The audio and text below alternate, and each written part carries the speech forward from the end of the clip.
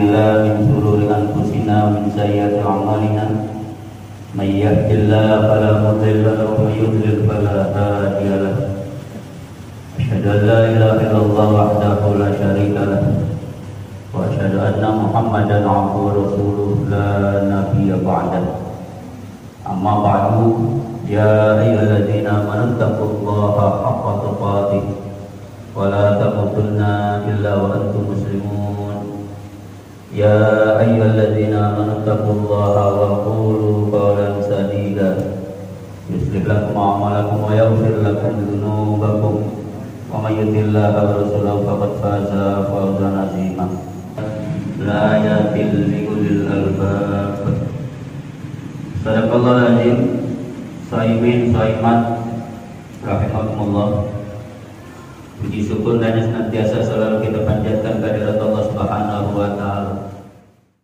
Lailatul Qadar, karena sudah tidak mungkin lagi Lailatul Qadar keluar dan menghampiri diri kita.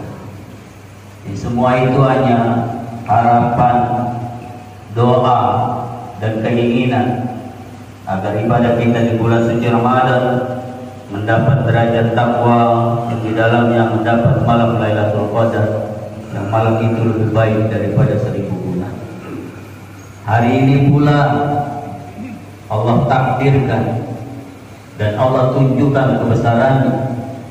Umat Islam di seluruh penjuru mengadakan sholat gerhana matahari namanya.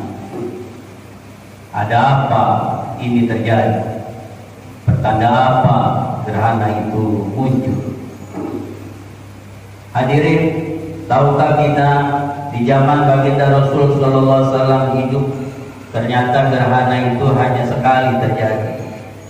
Aisyah radhiyallahu anha menuturkan bahwa di zaman Rasul cuma sekali, itu pun setelah wafat putranya Rasulullah SAW yang bernama Ibrahim. Yang masyarakat ketika wafatnya Ibrahim putra Rasulullah SAW, masyarakat memprediksi bahwa gerhana itu disebabkan kematian Ibrahim. Inilah yang kadang suka menjadi mitos dan keyakinan sebagian orang. Selalu alam itu hanya sekedar fenomena, atau alam itu dijadikan sebuah dajjal, atau alam itu dijadikan sebuah kehapusan manusia, padahal tidak ada kaitan dengan yang lainnya. Kenapa demikian? Karena Nabi Sallallahu Alaihi Wasallam, Inna syamsa wal qamara ayatani min ayatillah la tanfasifani limautin ahadin. Sesungguhnya matahari, bulan itu adalah dua tanda-tanda kebesaran Allah Subhanahu wa taala yang tidak bisa diatur kecuali Allah yang mengaturnya. Min ayatillah, itu semua adalah tanda-tanda kebesaran Allah Subhanahu wa taala.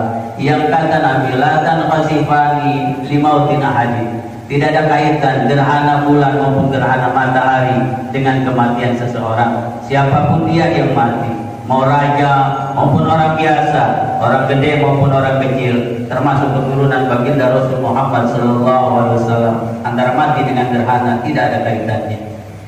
Faidah ra'aitum dzalika, jika Anda melihat dan menyaksikan terjadi gerhana matahari maupun gerhana bulan, apa kata Nabi Sallallahu Alaihi Wasallam?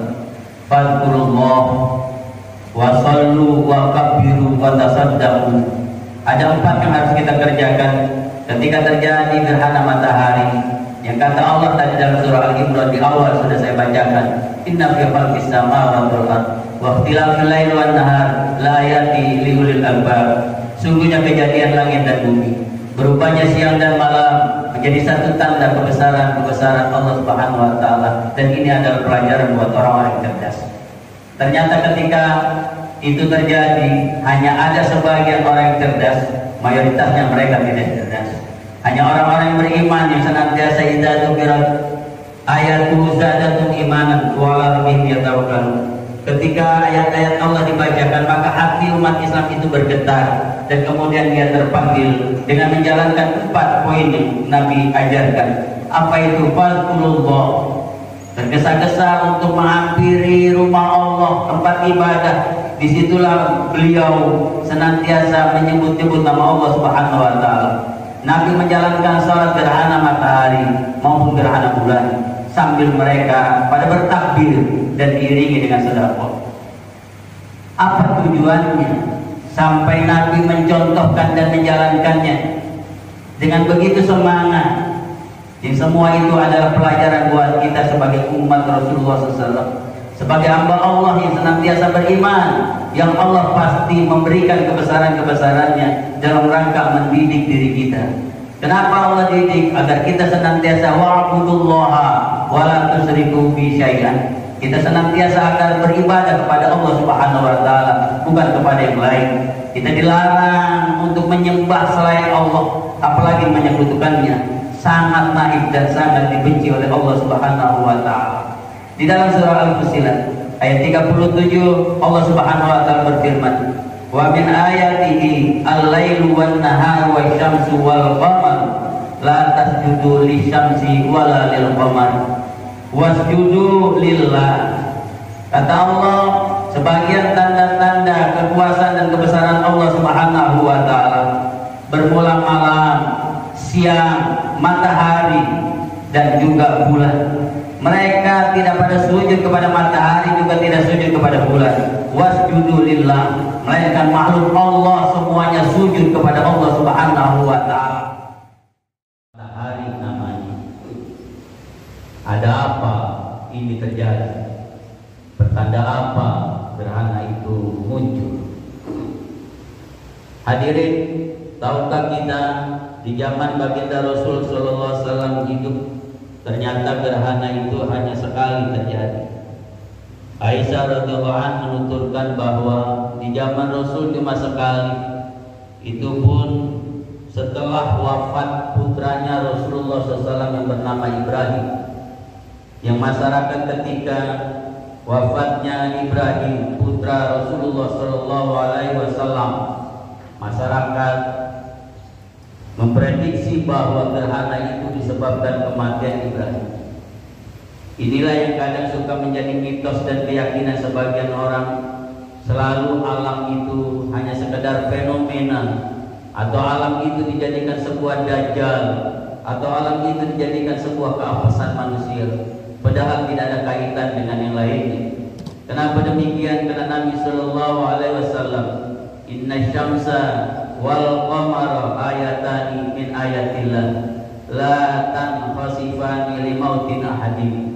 Sesungguhnya matahari, bulan itu adalah dua tanda-tanda kebesaran Allah Subhanahu wa taala yang tidak bisa diatur kecuali Allah yang mengatur. Min ayatillah, itu semua adalah tanda-tanda kebesaran Allah Subhanahu wa taala.